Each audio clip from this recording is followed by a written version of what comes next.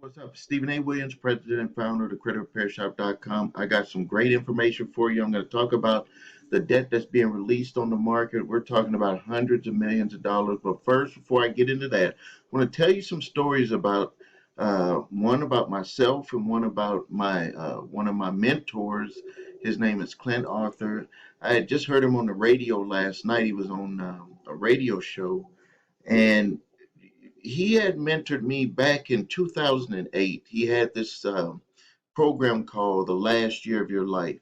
And this is very relevant for every one of you that are watching this video because you're probably experiencing some type of hardship financially. When you have financial hardships, you have personal hardships, relationship hardships, kids act up, things seem like it's just rolling downhill, like it's just not working out for you. And some people have a mean reaction where they're just like mean and just crazy at their friends and family. Other people just hold it in and just try to see how they can work it out. I think everyone tries to see how they're going to work it out, but there's a process. And when I was listening to his interview last night, it kind of, I want to say, woke me back up in a way that I need to start again relating to everyone that is watching my videos. And that's just, we got to make this connection. I try to make that connection with all the videos that I do. I try to show that it's not just only about the process of repairing credit. It's not all just about the process of getting out of debt or dealing with debt collectors. A lot of this stuff goes into the thinking, like your thoughts of what you think about what you can even do for whatever situation that you're in is going to play a huge part on even if you're going to even try, like, because you're going to have so much fear because you don't know what's on the other side. And he was talking about that type of stuff. And he had even explained something that was like very devastating, that kind of crumbled him up for a little bit to where he had to kind of reset himself. He had went to the Wharton School of Business College, just like one of the top colleges in New York, uh, somewhere on the East Coast, but I think it's New York. And he was working as a investment banker in his 20s, and then he found out that his mother and father got into an argument, and he just said he just came out and asked his mom, "Are you cheating on my father?" Like, he said he don't know where that came out. He just said it was just like a feeling. And she told him right then and there that his father was not his real father. And like, so right at that time, everything just like crumbled for him, because it's like you're not who you thought you were. And the reason why I bring that up is because the same thing, if you think about that, and I get this a lot when people write me on emails or they're like, or on the YouTube comments, it's like something happens and then it's crumbling, like everything is crumbling on me. And now with his situation, he went, like, he quit being an investment banker. He moved all the way across to Los Angeles to try to be an actor. He had actually was, when other actors, like he mentioned George Clooney before he was even famous, that he was actually his ex-wife, like, introduced them, and they were taking the same classes and stuff. And other actor Robert Downey Jr. He before he was famous. We're talking about in the 90s, and he went to Los Angeles. He was around all of them, and it did not work for him. He drove a cab and tried to become a writer, to write in Hollywood.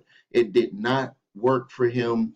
He went and started doing some other stuff in real estate, and he also sold butter, which was like an incredible business when he told me about that, to hotels in Las Vegas. So he made it to where he was making very good money.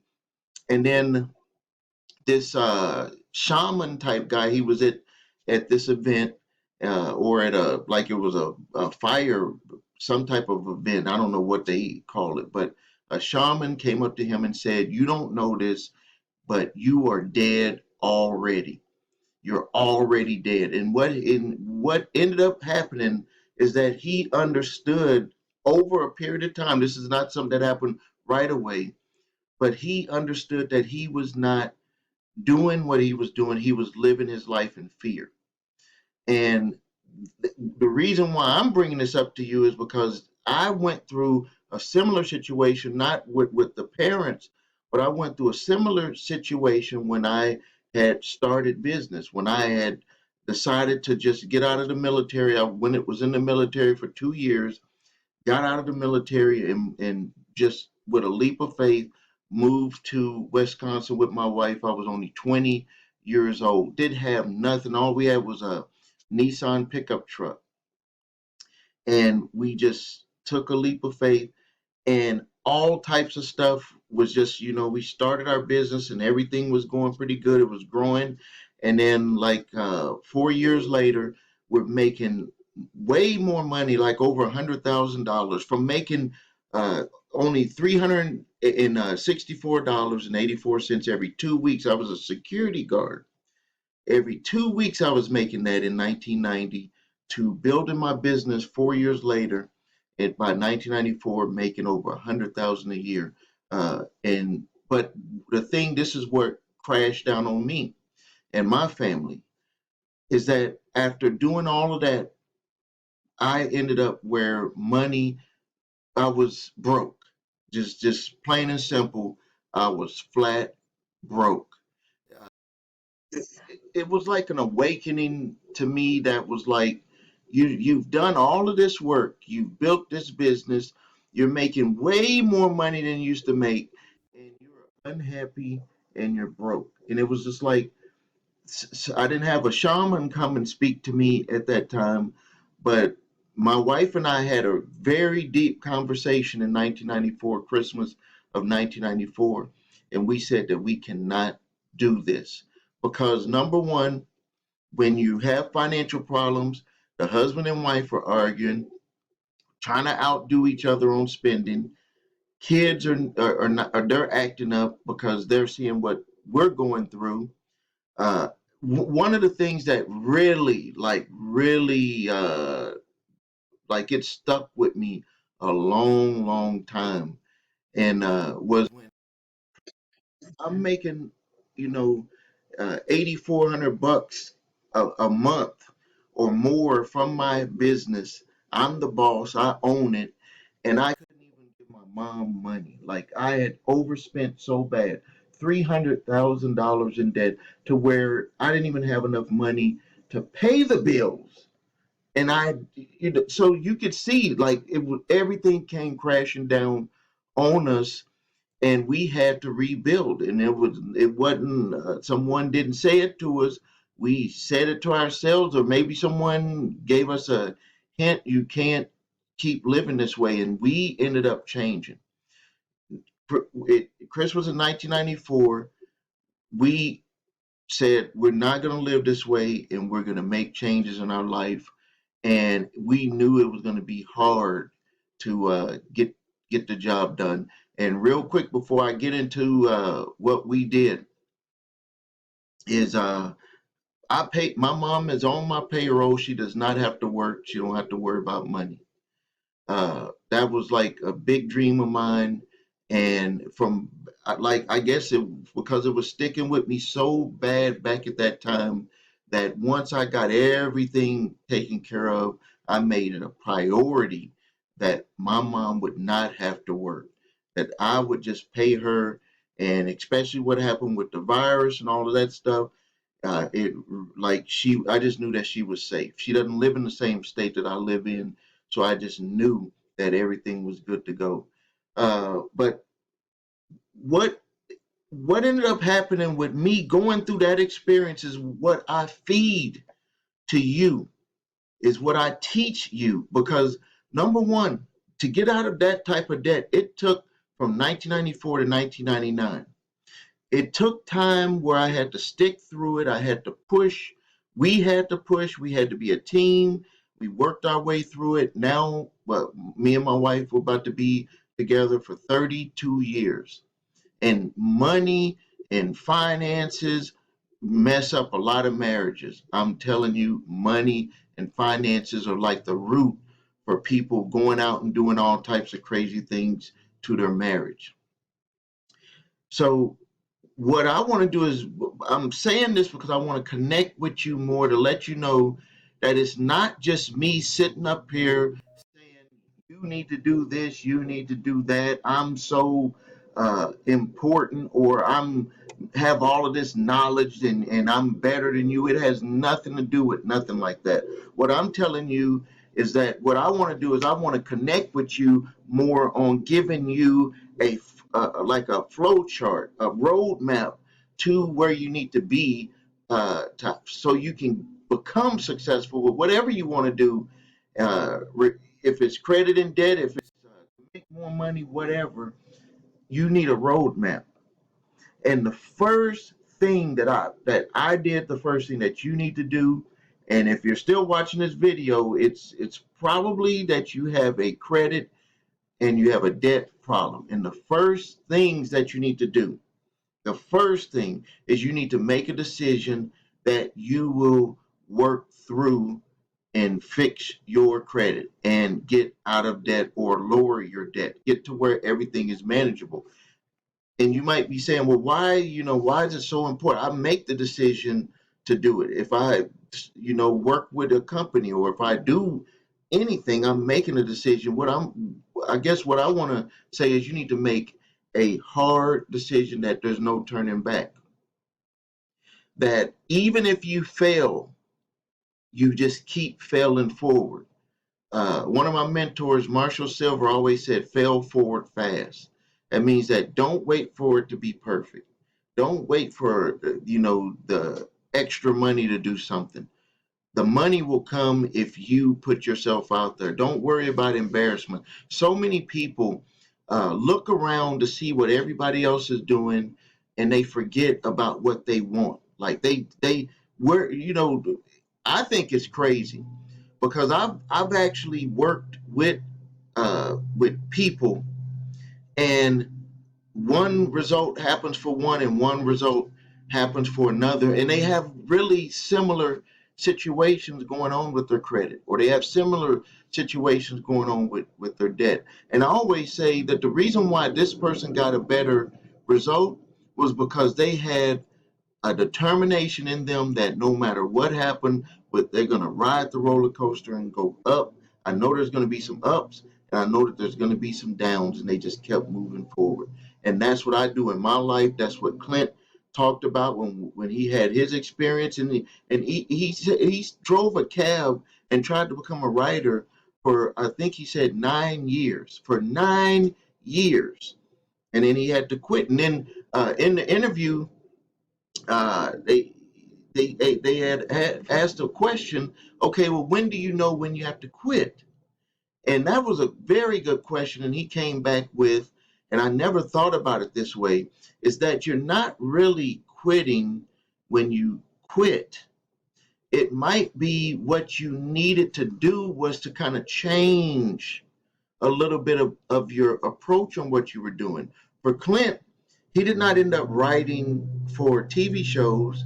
He's wrote, I think, 10 books for on making money, uh, interviews that he's had with people like Mike Tyson, the president. I think did interviews with 5 different presidents, and a lot of TV. Oprah, like he's asked, been around these people and asked questions of them, and he put them in a book. But he's got like 10 books, so he needed to be a writer. He was going to what he needed to do, but he ended up uh, not being that type of writer. He was a book writer, and he's been all over the place on TV and radio. For me, what ended up happening when I went through that process is that I had to start really focusing more on uh, being a creator. Some people get upset and they're like, well, Steve, why aren't you answering the phone for your business? And I have 4 different companies. I can't answer the phone for 4 different businesses. And even if I just had one, I would not be in the best spot to answer the phone for that business because I'm a creator. I create and I put people in place to implement. When I started doing that, everything started turning around for me. I knew what I was put here to do. I sit here and I create different things, different ways of saying things, different ideas of getting the point across to you in these YouTube videos. I create and I have fun creating, and it's just like uh, different things come just like they come right into my head, and I have to like write them down because there's so many of them. I just write them down and then I pick a day that I'm going to talk about it. And the if you notice when I'm talking to you in the videos, I'll shift it around a little bit to try to get that point into your head because a lot of people will hear things and it just goes in one ear and out one ear, but then when they have that experience of what's going on, then it's like their whole world crashes on them and they forget that they have the tools to actually handle what has happened to them. And so I hope you really got a lot out of this because uh, when it comes to dealing with credit, when it comes to getting out of debt, you're going to go through a lot of personal tests to even be able to handle the situation. Your body is going to try to make you not want to continue with whatever process you even start. Your mind might try to play tricks on you and say, hey, you've always wanted it to be this way, even if it's bad, even if your situation is bad, you still are comfortable with that situation. And for you to pick yourself up and to make another decision and live in that new decision, that new life, it's going to take work. It's going to take some getting used to. The longer you do it, the easier it'll be. But keep having different obstacles that come your way that try to pull you back. And I wish I could tell you the obstacles. I wish I could tell you the obstacles. If I could tell you all of the obstacles, I could tell you some, but if I could tell you all of them, life would not be so sweet. Life would not be so fun. You would not feel very accomplished once you accomplish your goal. For me to get out of debt, and I put this strategy in place, and I also hand it off to you in my other videos, is that we, number one, made a decision. Number two, we wrote everything down. Number three, we had in that decision also on number one, we had an agreement on the way we would spend our money. Wrote everything down, put together a strategy. The strategy was to give stuff back, negotiate the difference. If they didn't want to negotiate, it was still going back. We had 6 vehicles at that time. There was no need to have 6 vehicles. At that time, we got rid of all the credit cards. No more credit cards. Uh, I don't say to do that. I would say minimize your credit cards. Maybe have 1 or 2, but focus on getting it paid down. And then you work that plan. You work that plan, and as you get out, get out of debt and fix your debt, you also will be working on your credit at the same time. It works hand in hand. At that time, when I did it, I had only focused on getting out of debt. But now, with the knowledge that I know, I could have done both at the same time. Uh, so what I'm going to be doing, number one, I'm going to be introducing something that's very special for everyone that is on my channel. I'm going to be introducing something that's very special. Like I'm putting it all in there. How they say when you're making some soup or chili, or somebody they made a meal so good, like down south they'll say you put your foot in it. Well, let me tell you, I'm gonna put everything into it because I need to give you a good diagram of what you need to do to get to where you want to be. And inside of that diagram, I need to talk about the different feelings that could come up, the different problems that could potentially come up. And then you need to know how you can add to that so you can understand that that's just a feeling that's not has nothing to do with you accomplishing your goal. It just has something to do with what you used to be, the person you used to be. But now you're this new person and you have both of those two are fighting. So when you continue as that new person, that feeling is actually an obstacle that will keep pulling you back to go back to be that older person, that older. I am not the person that I was in 1990. I'm not the person I was in 1994. I'm not the person that I was in 1999. I'm not the person that I was in 2008. I'm not the person I was in 2015. And actually, I'm not the person that I was in 2020.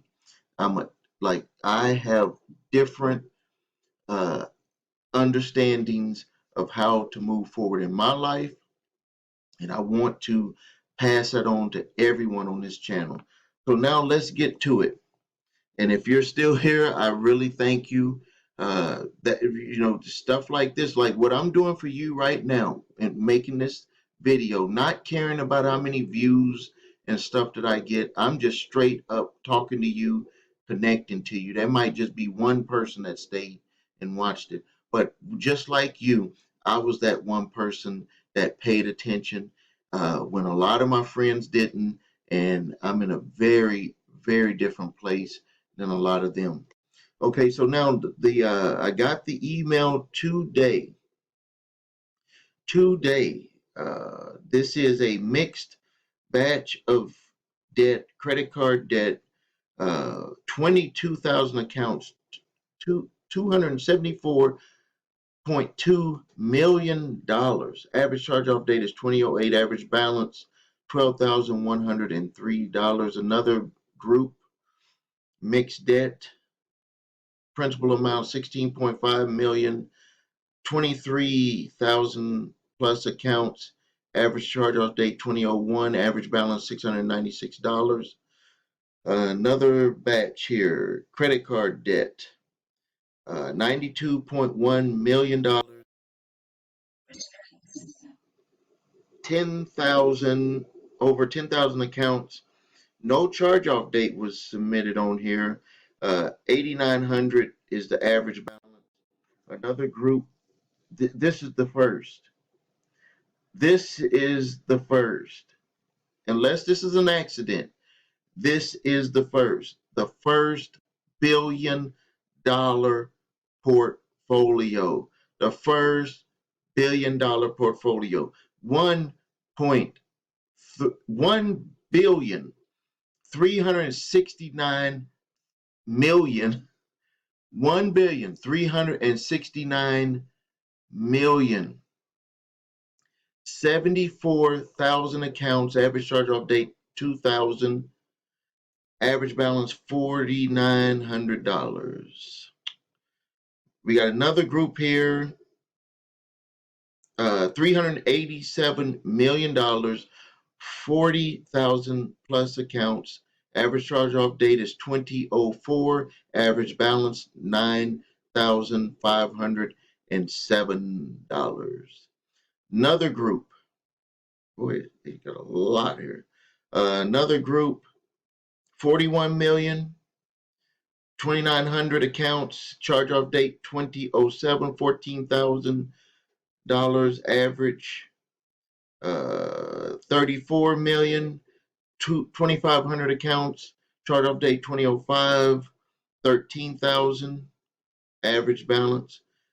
33 million chart, these are all credit card debts. 33 million, 3,400 accounts, 9,700 average balance, 2005.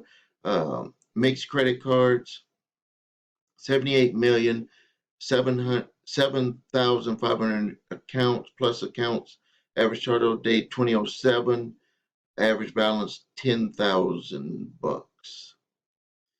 And that's it. That's it. So first thing you need to do, Check your statute of limitations for your state. All majority of these debts are past the legal statute of limitations in all states.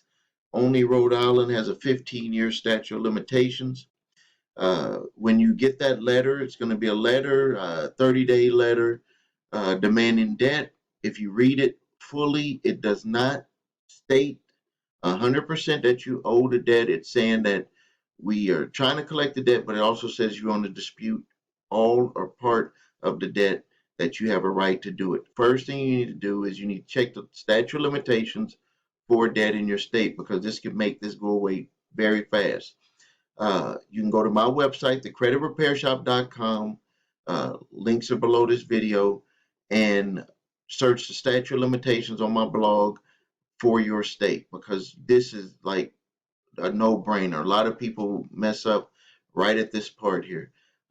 You look at the statute of limitations. If it's past legal statute of limitations to collect, you don't, as long as they didn't get a judgment against you, and these did not get a judgment, all you have to do is notify them that it is past legal statute of limitations for them to collect on that debt, and that you want them to stop all collection activities. I give you that free letter below this video. All you have to do is go to the link and grab that grab the letter and utilize the letter. It's a 3-pack letter, all for free.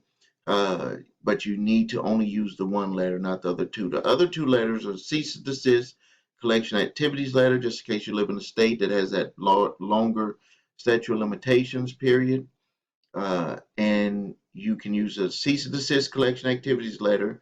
Send that. That's going to make them really take a second look to see if they can really move forward on this, on collecting that debt. And also, I provide a debt validation letter.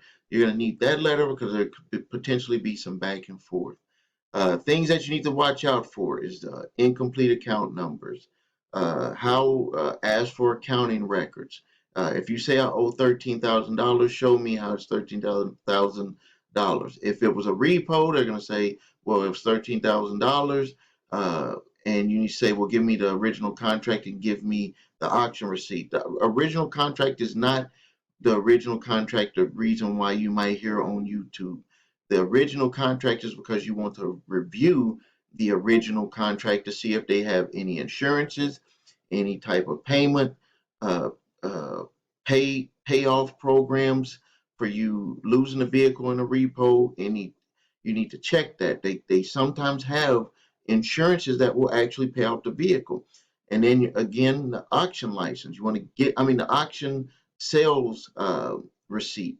You need all of that stuff. You have a right to get all that stuff to make sure that they did that they're trying to come after you for the right amount. And if it's sold to a debt collector, and say that they get everything, like if it's a credit card, it's going to be kind of hard for them to get everything because they're going to have to add up everything. But if it's like a repo or you had a medical bill or something, not going to be hard for them to get everything, even though with a medical bill, you could actually get out of it by saying, show me that I gave you permission to see my medical records. I can make them run off on that. So that's really not a good one on there. But let's just say that it's a repo. You They could just say, hey, you had this loan, it was 20,000. They sold the car and this is the remaining amount after your payments. So you want to make them get all of that information, and they might be able to get it. And then you can, if they are bought the debt, they bought it for pennies on the dollar, you can negotiate with them. It's good to get on it right away because you don't want them getting a judgment and then getting a garnishment against you. And in some states, you don't even have to get a garnishment to start attaching your wages. All right, so I'm going to end the video here. We're almost approaching 30 minutes. Please put your comments below on this video. If you need help with your credit, go to my website, thecreditrepairshop.com. Watch the video, what makes us different. That's the way we're going to do it. We're not going to do it any other way. If you can work with us that way, we invite you to become a customer. If not, please choose someone else. If you need your credit reports and scores, go to the website your3scores.com. Links are all below this video. The debt validation letter statute of limitations letter, cease and desist collection activities letter. All of the letters to those and other services that I offer are below this video here. I'm at my home office. I'm not in my suit and tie today, but I wanted to make this video. I had just got that alert, and then I just wanted to connect with you. So I hope you appreciate everything. I do appreciate you watching. Make sure that you subscribe. Also, make sure if you see me commenting back to you, it has a black box around it. It's not where it just says a credit repair shop. That is an imposter.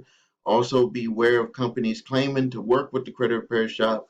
They do not. No one is authorized to work with my company except for my employees with my company. We do not have satellite locations and stuff like that. All right. Thanks a lot. Thank you for your time.